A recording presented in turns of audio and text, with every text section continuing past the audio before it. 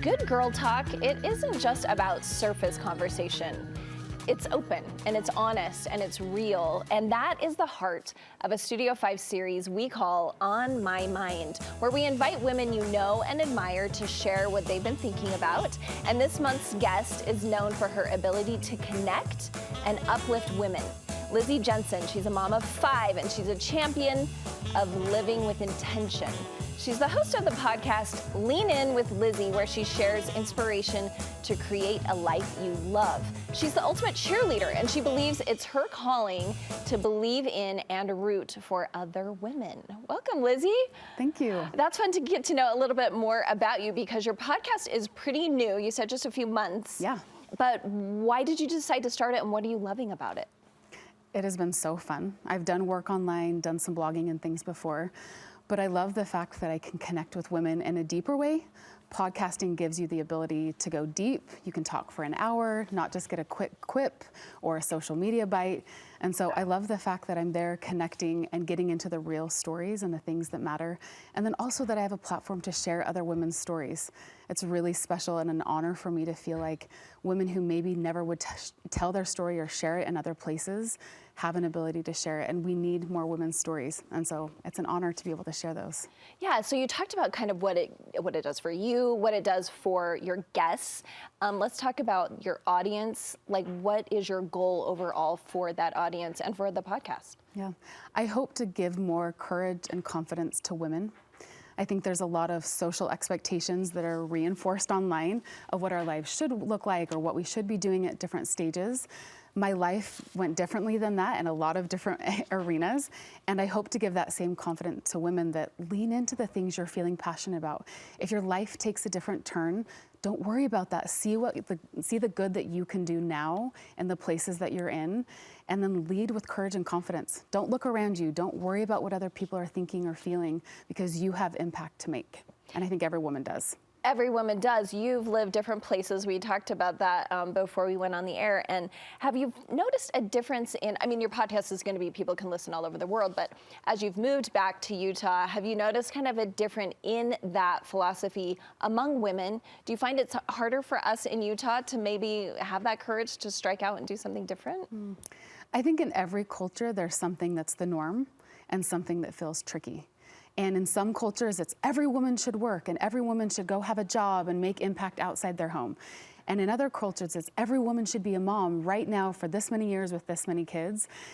I don't think it's just Utah or just New York where we moved from that we're having different things, but I love when I get in a conversation with a woman who says, whatever the culture is, I was told I should only have kids, or I was told that I should only work, but I'm feeling X. I'm feeling called to this thing that I don't know anybody that's doing. Do you think I should go for it? And so I think every culture has something where women have to say, but what's right for me? What's right for the people that I love? And what do I have to share that's unique in the world? And how can I do that? Yeah, I think those stressors are universal. I think as women, especially, we have a lot of those things. Okay, so let's jump in and talk about what is on your mind professionally right now. So I'm producing a lot of content for the new year, which all of us can get into New Year's resolutions and what we want to do to change and become and do. But I found that often we think about a checklist of like, what are the things I want to start doing better? Or, you know, we know the typical things. Is it weight? Is it bank account? Is it health? Last year, I kind of ran an experiment on myself, and I hit New Year's, and I actually love resolutions. I know some people hate them, and it's like the dirty word, resolutions. I'm not going to set goals in January, but I love a fresh start. But I started to think about it a little differently. Instead of thinking about what do I want to do differently, I thought about what do I want to feel in this new year? And that was actually a really easy exercise. I want to feel more connection with women. I want to feel more peace. I want to feel more space in my life for the things that I love. And then once I knew what I wanted to feel, it was really easy to write down a few things I want to do to have that more in my life. One example was I want to feel more connection with women. I was turning 40 this year, back in February, and I thought, something I can do for that connection is throw a big party with women that I love the most and make it really tailored to all the things that I love about them. And so we had individualized gifts and personal things and handwritten notes. And I probably wouldn't have said that if I just thought, I want to have more connection. I should do a lunch every week with friends.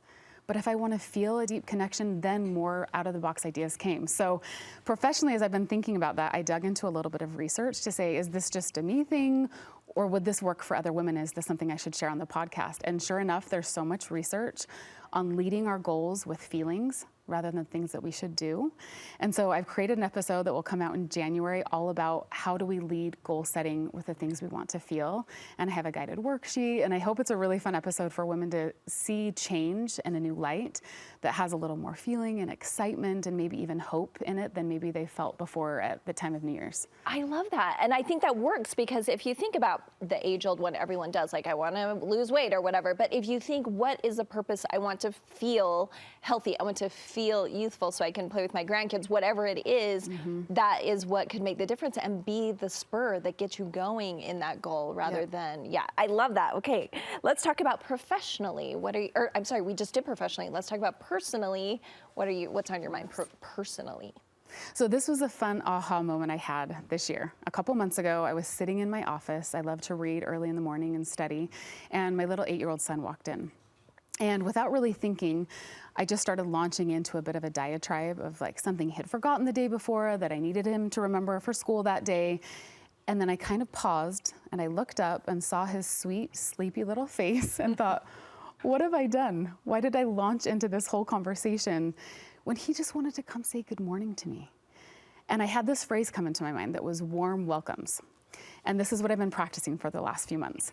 Often when we're in a close relationship with someone, whether it's family or friends or someone that we see frequently, instead of warming up the conversation, we just jump right into the thing on our mind that we need to tell them. And I think our relationships are a little bit like muscles, that if we don't warm them up, there's strain. If the first thing they always hear from us is a need or a desire or something that's wrong, they may not want to come talk to us anymore.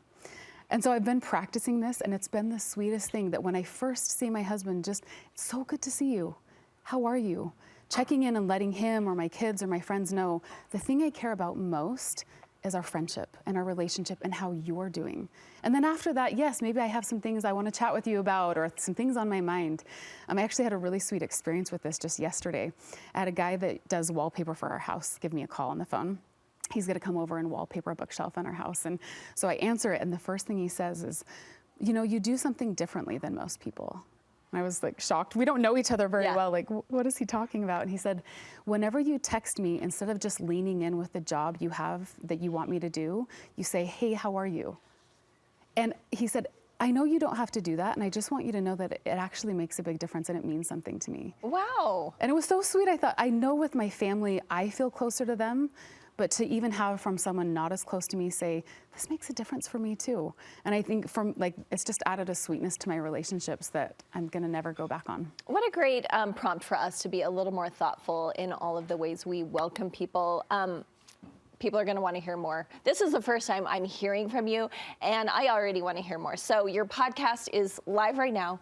People can just grab it wherever we're listening to our podcasts. Yep.